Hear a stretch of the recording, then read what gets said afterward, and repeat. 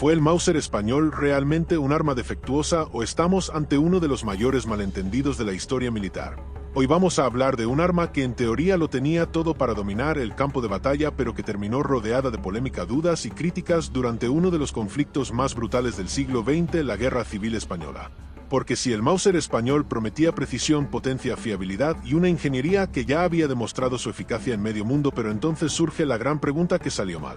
Desde el primer momento este fusil parecía imparable, basado en diseños alemanes que ya habían demostrado ser extremadamente efectivos. El Mauser español no era un experimento improvisado, era la evolución lógica de décadas de desarrollo armamentístico. Y sin embargo, en el caos de la guerra comenzaron a aparecer historias, fallos que no encajaban, soldados que desconfiaban de su arma, problemas que no deberían existir en un diseño tan probado. Pero antes de entrar en la polémica, hay algo que debes entender: el contexto lo es todo. España en los años 30 no era una potencia industrial como Alemania o Reino Unido. La producción de armamento estaba fragmentada, con múltiples fábricas trabajando bajo presión, con recursos limitados y con una urgencia constante por abastecer a miles de combatientes. Esto ya nos deja una pista importante, porque una cosa es diseñar un arma perfecta y otra muy distinta es producirla en masa en medio de una guerra civil. Aquí es donde empieza la historia real del Mauser español, un arma que sobre el papel era casi impecable, pero que en la práctica dependía de demasiados factores. Imagínate estar en el frente sin saber si el arma que llevas ha sido fabricada bajo los mismos estándares que otra idéntica en apariencia, porque durante la guerra no todas las unidades salían iguales, y eso es clave para entender lo que ocurrió. Y ahora viene la parte incómoda: ¿realmente fallaba el arma o fallaba todo lo que había alrededor de ella? Porque cuando se habla del Mauser español muchas veces se simplifica todo a una idea muy atractiva: un arma que parecía perfecta pero que fracasó en combate. Pero esa afirmación es peligrosa y quizás incluso injusta. Vamos a empezar por lo básico. El Mauser era un fusil de cerrojo robusto, preciso y relativamente sencillo de mantener. Su diseño permitía una gran fiabilidad incluso en condiciones difíciles, algo que ya se había probado en conflictos anteriores. Entonces, ¿por qué aparecen tantas críticas durante la Guerra Civil Española? Aquí es donde entra uno de los factores más ignorados: la munición. Sí, la munición, porque de nada sirve tener un arma excelente si lo que disparas no cumple con los estándares adecuados, y durante la guerra la producción de munición en España fue irregular, por no decir caótica. Distintos lotes, diferentes calidades, problemas de fabricación y almacenamiento, todo esto afectaba directamente al rendimiento del fusil. Ahora piensa en esto: si un soldado experimenta fallos al disparar, lo más probable es que culpe al arma, no a la bala. Y así es como empieza a construirse la reputación de un arma fallida. Pero hay más. Otro punto clave es el entrenamiento de los soldados, porque no todos los combatientes tenían la misma preparación. Muchos eran civiles movilizados rápidamente, sin experiencia real en combate ni en el uso de armas complejas. El Mauser no era un arma automática, requería técnica, disciplina y práctica para sacarle el máximo rendimiento. Sin ese entrenamiento, incluso el mejor fusil puede parecer inútil. Y aquí te lanzo otra pregunta: ¿crees que un arma puede considerarse mala si quien la usa no está preparado para utilizarla correctamente? Este es uno de los grandes debates cuando se analiza el rendimiento del Mauser en la Guerra Civil Española. Porque no estamos hablando solo de tecnología, estamos hablando de logística, industria, entrenamiento y caos. Mucho caos. Además, hay otro factor que rara vez se menciona: la diversidad de modelos.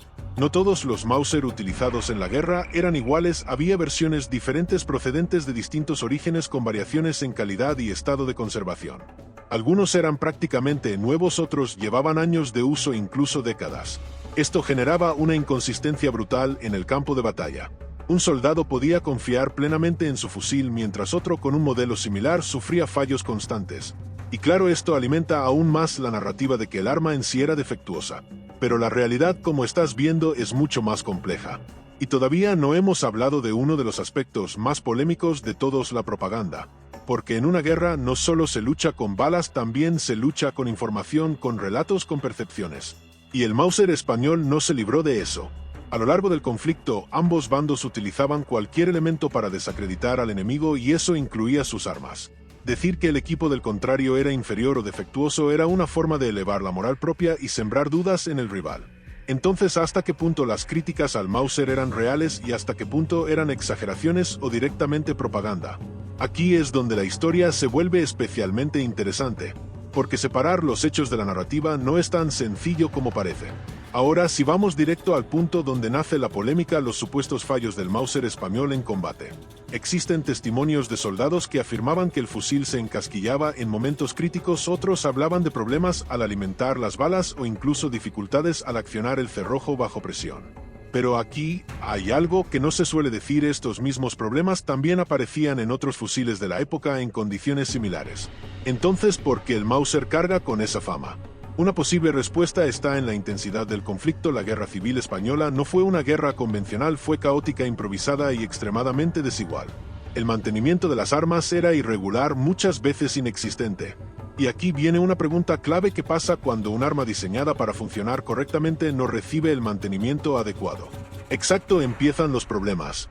Suciedad, pólvora, humedad, desgaste, todo eso afecta directamente al rendimiento. Y el Mauser no era inmune a eso, pero tampoco era especialmente débil. De hecho, en condiciones óptimas, seguía siendo uno de los fusiles más fiables de su tiempo. Entonces el problema no era tanto el arma sino el entorno en el que se utilizaba. Y eso cambia bastante la perspectiva. Hay otro aspecto que alimentó la mala reputación del Mauser español: la comparación constante.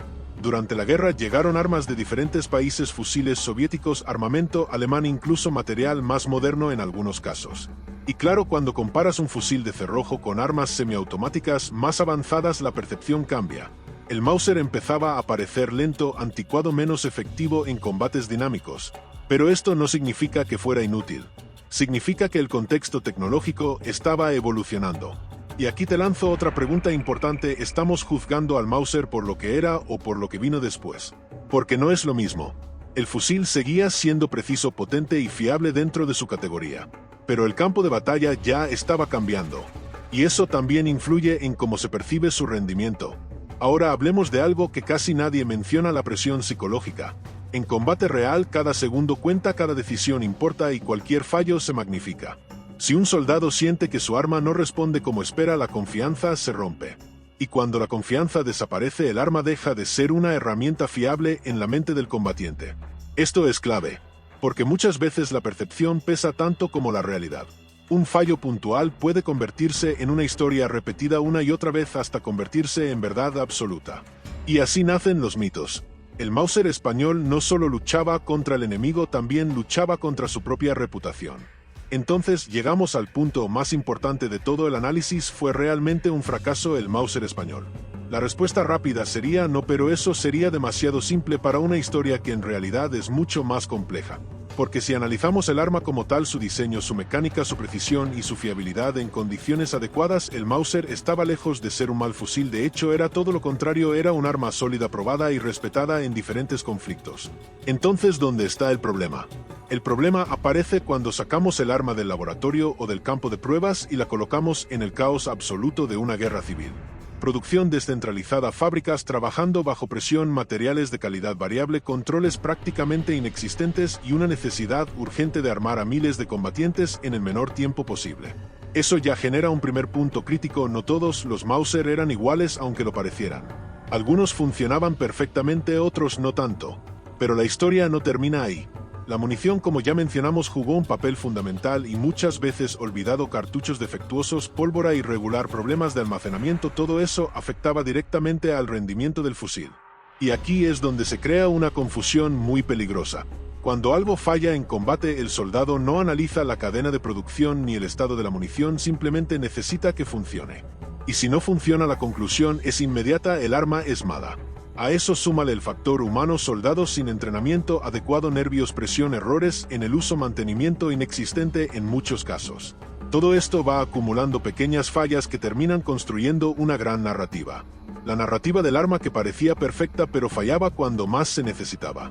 Pero hay algo más que no podemos ignorar: la propaganda.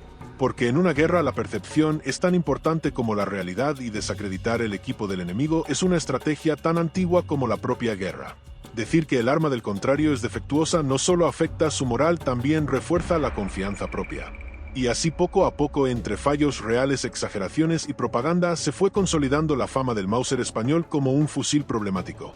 Pero si analizas todo el conjunto, la conclusión cambia radicalmente. El Mauser no fracasó como arma. Fracasó dentro de un sistema incapaz de sostener su rendimiento. Y eso es una diferencia enorme. Porque no estamos hablando de un error de diseño, estamos hablando de un entorno que convertía cualquier herramienta en algo impredecible. Y aquí es donde la historia deja de ser simple y se vuelve realmente interesante. Y ahora si volvemos al inicio con una nueva perspectiva, ¿fue el Mauser español un arma que falló en combate o fue una víctima más de la Guerra Civil Española? Después de analizar todos los factores, la respuesta ya no parece tan obvia como al principio. Porque si hubo fallos, si hubo quejas, si hubo experiencias negativas reales, pero también hubo unidades que funcionaban perfectamente, soldados que confiaban en su fusil y situaciones donde el Mauser cumplía exactamente como debía. Entonces, ¿qué es lo que recordamos y por qué? Porque la historia muchas veces no se construye solo con hechos, sino con percepciones, con relatos que se repiten, con ideas que se vuelven virales incluso antes de que existiera Internet.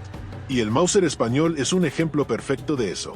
Un arma que quedó atrapada entre la realidad y la narrativa. Entre lo que fue y lo que se dijo que fue. Y aquí es donde entra algo interesante. ¿Cuántas otras cosas en la historia han sido juzgadas de la misma manera? ¿Cuántas veces algo ha sido etiquetado como fracaso cuando en realidad el problema estaba en todo lo que lo rodeaba? Por eso este tema sigue generando debate hoy en día. Porque no es solo sobre un fusil, es sobre cómo interpretamos la historia. Y ahora quiero saber tu opinión. ¿Crees que el Mauser español merecía su fama o fue injustamente señalado por las circunstancias? Te leo en los comentarios porque este tipo de discusiones son las que realmente aportan valor. Si te ha gustado este video, dale like, suscríbete y activa la campana porque aquí no solo contamos historias, aquí las analizamos, las cuestionamos y muchas veces las desmontamos. Y si algo te llevas de este video, que sea esto: no todo lo que parece fallar es realmente un fracaso, a veces simplemente estaba en el lugar equivocado en el momento equivocado. Nos vemos en el próximo video.